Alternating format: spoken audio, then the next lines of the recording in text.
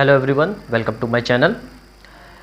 इससे पहले की क्लास में हम लोगों ने क्या देखा था कि जो इमेज बन रही है, ठीक है, वो अवतल दर्पण द्वारा कैसे बनेगी। आज हम लोग देखेंगे कि image formed by convex mirror की उत्तल दर्पण द्वारा प्रतिबिंब कैसे बनाएंगे। चलिए देखते हैं इसका चार्ट। अगर हम लोग वस्तु को, बिंब को अनंत पर रखते हैं, ठीक है, तो प्रतिबिंब की स्थिति कहाँ होगी? F मतलब फोकस पर, दर्पण के पीछे। ठीक है, हमको पता है कि जो उत्तल दर्पण है, उत्तल दर्पण किस तरीके का होता है?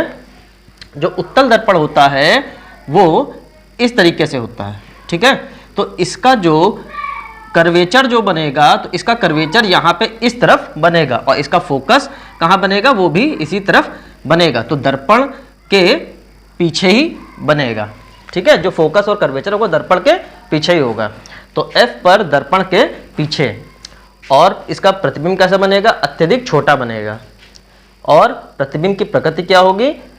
आभासी तथा सीधा। ठीक है, मतलब वर्चुअल होगा और इरेक्ट होगा।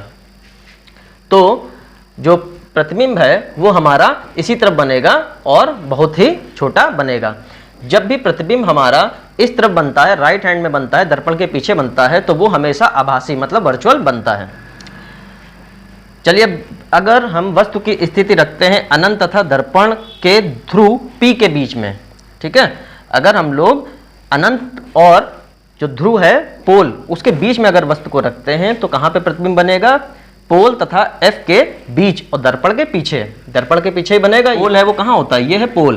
तो पोल और फोकस के बीच में यहाँ पे हमारा प्रतिबिंब बनेगा। ठीक है, और अत्यधिक छोटा बनेगा और आभासी और सीधा बनेगा। चलिए अब हम लोग इसका डायग्राम बना के देखते हैं।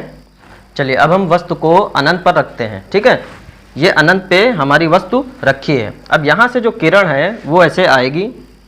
ठीक, तो जब पैरेलल आती है तो वो फोकस पे मीट होते हुए प्रतीत होती है वो। ठीक है, और क्योंकि ये उत्तल दर्पण है तो यहाँ से जो इसकी रियल रेज होगी वो परावर्तित हो जाएगी। फिर उसके बाद अगर हम एक रेज यहाँ से अगर ले जाते हैं, कर्वेचर की तरफ ले जाते हैं, तो एक रेज जो कर्वेचर से जाएगी तो वो जिस डायरेक्शन में जाती है उसी डायरेक्शन में वापस हो जाती है और कर्वेचर पे प्रतीत होगी कि कर्वेचर पे ही ये मिल रही है जो रेज जा रही है। तो हमारा जो प्रतिबिंब है वो सीधा है, F पे है और आभासी भी है। ठीक है, अब हम लोग देखते हैं दूसरा वाला पॉइंट क्या कह रहा था।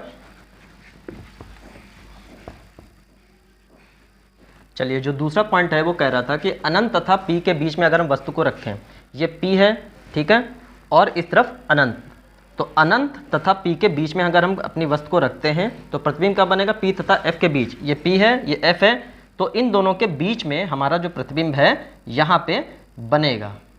ठीक है, छोटा बनेगा और आभासी और सीधा बनेगा। अब कैसे बनेगा?